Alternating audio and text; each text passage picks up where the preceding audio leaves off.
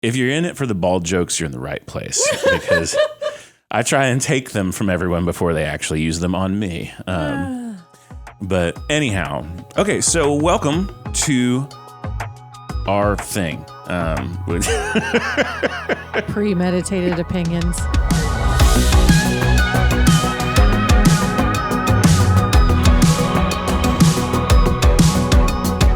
You're listening to Premeditated Opinions because, yes, we thought about it and then we said it anyway. I'm Pamela. And I'm Josh, and we are just two people who somehow share a brain and decided to weaponize our brains with microphones. Each week, we unpack the chaos from politics and religion to petty internet fights and existential dread, like it's our unpaid job. We are not experts. We are just way too confident. So with all that being said, let's get started. Welcome to the podcast that I definitely know the name of. It's called Premeditated Opinions. No, we're thrilled to be here. So we wanted to take this this first episode and just level set a little bit. We'll tell you a tiny bit about who we are, some of our personal, professional backgrounds, and then a little bit about why this podcast exists, how we got here, etc. And so, Pamela, why don't you tell us a little bit about your professional background and let the ladies and gentlemen know what you're into. Okay, so professionally, well, I graduated with my degree in finance 2 months after the banks collapsed. So, Sweet. Yep, that was money well spent. Right. So I ended up getting an internship at a Fortune 100 health insurance company. Oddly, worked in accounting, which...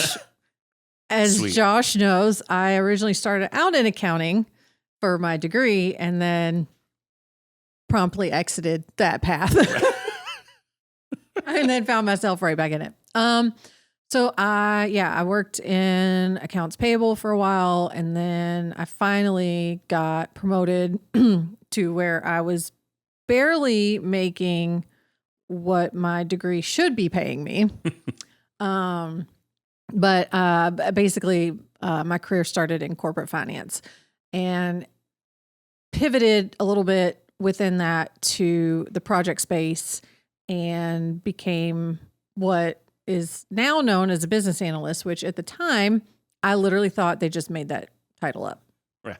I was like, that is the most generic job role. And then it wasn't until my next role with another company that they actually sent me to training for cool. business analysis. I was like, oh, this is like a thing. Right. Like That people do. like there's like structure and like job descriptions and like, oh, okay. So yeah, I ended up being a business analyst for about 12 years. I'm also certified. I kind of stay in the healthcare space. So, went from insurance to medical provider, worked for a large healthcare system back home, which I guess I haven't even mentioned that. Like, I'm from Louisville, Kentucky, and currently based with Josh here in Dallas, Fort Worth. But so I worked for a large healthcare system there and then went into pharmacy. So kind of a well-rounded look of the entire American healthcare system, which is why I'm not there anymore. Run like hell is what she did.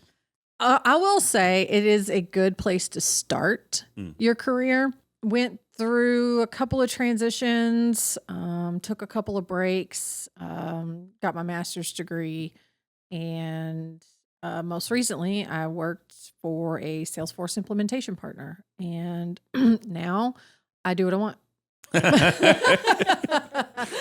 Perfect. Yeah. Yeah. So I came up in the production space. So really from the time I was 19, I was involved in anything that had to do with cameras or audio or live event production, video production, animation, things like that. And I've largely stayed in that space most of my career, both as a freelancer, just essentially a technician for hire. I could be brought in as a specific role player in various different environments and do the job. And so I did a lot of that. I also spent some time in the church and nonprofit space for a little while, which is part of why I don't really engage in churches anymore, but that's down the road.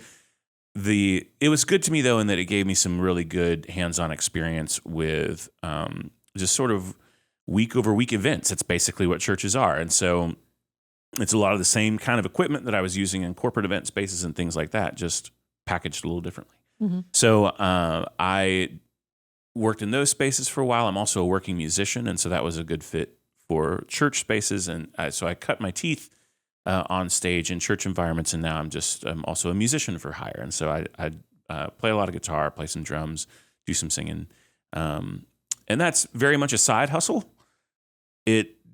I can't do it consistently enough to make it a primary hustle by any stretch. That's very, very difficult to do when you are a grown-up with grown-up responsibilities and kids and things. And so overrated. Oh my God, it's so overrated. Look, if you're listening to me and you're under the age of 18, stop growing. Like, it's just, it's rough out here in these streets. So yeah, I came up doing a lot of different production work and was a partner with a different production company for a handful of years out in the Fort Worth area of Texas. And we all kind of went our own direction at one point, and I found myself starting a business, which I didn't think I would ever do. I was actually just trying to go back into the freelance world and got a phone call from a previous client who really wanted to do a larger project, and that kind of launched me into being a business owner instead of just being a freelancer. And so that was a learning curve. Had to figure out how to make that jump between, just a freelancer who has to worry about a lot less than a business owner. And so once I acclimated to what this role demands of me as a business owner, I really started to love it. And so at this point, I've been in business for myself. This is my 9th year. It'll be 10 years next April, which is awesome. And it's been good to me. I say often and loudly that I'm one of the most spoiled people I know. I get to do things I love to do alongside people I enjoy with really cool toys. It's taken me around the world, and I make a living. And I don't know what else there is. Like, that's the American dream. Right. The American dream right there. The American dream, which is also taking place in all the other countries that I've traveled to, but that's fine.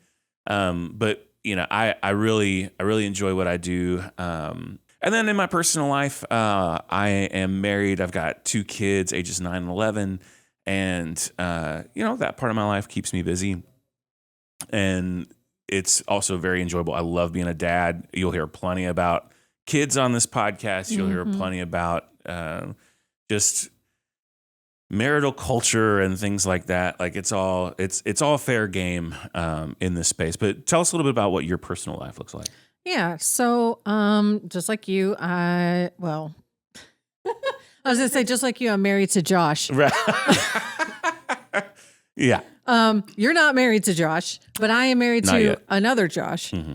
And we went to high school together. We were not high school sweethearts, but we went to school together back in Louisville, Kentucky. We got married, been together almost 14 years now. Made a horrible financial decision to uproot our family from Louisville to Dallas in 2022 when, everything was blowing up in the housing market. Mm-hmm. So now we're stuck here. We have 2 kiddos, similar in age, 12 and 8. I got 2 puppy dogs. Oh, yeah. I didn't mention my dog. Yeah. That's fine. I'll tell her later. She'll be too dumb to know. It's fine. So, and so one of the reasons that we wanted to do this was, we met a handful of months ago, and we quickly figured out that we had no problem talking. That came very easily to us. But then we realized that there was all this common ground that we shared because of some past experiences and our upbringings and things like that. And, we're both 40. We're both elder millennials. Rude. Yeah. Well, it is. But Okay. Honestly, I'm living for it. yeah, honestly, I am too. I'm not bothered in the slightest by being 40. It's fine. In fact, it's kind of liberating. It is. And also being in that age bracket means that we have had really unique perspectives on just how the world has changed in the last 40 years.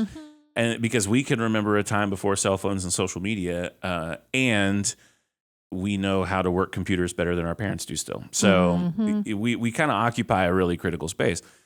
But when we started talking, we realized that we had a lot in common, and that we also felt in some ways like outsiders within some of the culture we were in. Like, a term that we have used is even feeling a little bit spiritually homeless. And that's, our spirituality is a big part of our lives, but it also isn't something that neatly fits into a category that would make other people super comfortable. And so we're starting a cult. Right, exactly. We're actually taking applications for a very sexual cult leader. Okay. Yeah. Wow, we just went there. Right. Well, it's fine. I'm preparing the ladies and gentlemen for what's to come. But yeah, we wanted to create a space where people could feel like they related, and where we could try and put some language to some of the feelings that a lot of folks in our age and demographic are experiencing. And this is going to come by way of pop culture discussions, political discussions, spiritual discussions. We have the benefit of some cool professional experiences that'll be informative for this. And I think we have a pretty good breadth of personal experiences and things like that. And so we really hope that you find a home here, that, as you're listening, this is something that you feel excited when it comes out, and that you listen promptly and share it with the people around you. We want to just make space for a lot of different perspectives and all of that. And if you disagree with us, that's fine. Go listen to someplace else. No, it's not. Right? No, there's plenty of other podcasts. Yeah. So just find you one that, if you're looking for Joe Rogan, this ain't it. But no, we are really trying to create something that leaves space for a lot of people to feel at home. And we definitely plan to practice authenticity here. We'll probably agree a lot. That's another piece of the puzzle for us, is we realize that we have a lot of shared perspectives. We joke frequently that we have twin brains. And at the same time, we also hope to not be a total echo chamber. And so, I'm sure there will be pushback. I'm sure that there will be, points that we're on opposite sides of, and that you as a listener are on opposite sides of. And that's part of the point here. And so we are excited to get this thing off the ground. We barely know what we're doing, but we have the equipment to do it. That's vulnerable. You're really setting the bar high. I am, but we're cute, so it's fine. Like you just stick around. It's going to work out. There's that millennial optimism. It's all going to be fine. This is fine. So we're thrilled that you're here. And what else would you like to share with the ladies and gentlemen? Welcome to the Hot Mess. Oh, man. The Hot Mess Express. It's going to be great. So anyway, thank you for joining us on this very brief introductory episode. And we're going to be right back in your ear holes once a week. And we'll probably do this in seasons, like most podcasts do at this point. And we hope to bring you good stuff that you laugh along with, and who knows, maybe we'll make you feel something too from time to time. That would be cool and special. So thanks for jumping in with us, and let's go figure this thing out. Absolutely. Well, that's it for Premeditated Opinions, where the thoughts were fully baked and only mildly regrettable. And if you enjoyed today's episode, congrats on having truly excellent taste in podcasts and also opinions. Send this to someone who needs to feel seen, dragged, or both. We'll be back next week with more unsolicited insight and emotionally responsible spiraling. And until then, please stay hydrated and behave yourself in the comments. But if you don't, share them with us.